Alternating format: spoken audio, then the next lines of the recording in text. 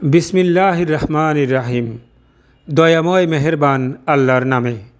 এমনকি ওদের কাছে ফেরেশতা পাঠালে বা মৃত ব্যক্তিরা ওদের সাথে কথা বললে বা সকল বস্তু ওদের সামনে উপস্থিত করা হলেও ওরা বিশ্বাস স্থাপন করবে না।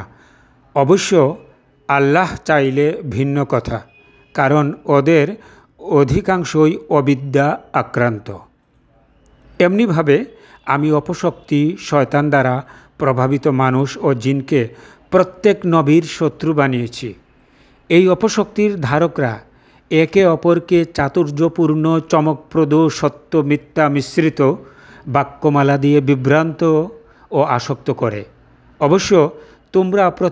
অবশ্য তোমার প্রতিপালক ইচ্ছা করলে ওরা এর থেকে বিরত থাকত। অতএব ওদেরকে ওদের অবস্থায় ছেড়ে দাও। ওরা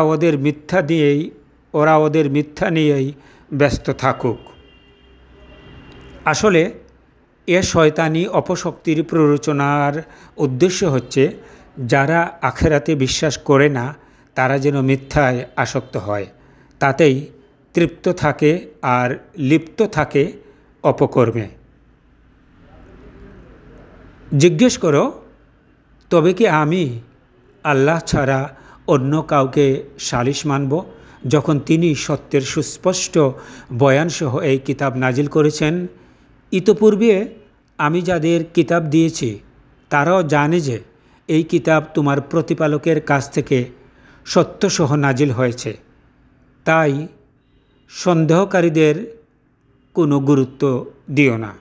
সূরা আনআম আয়াত 111, 112, 113 এবং 114।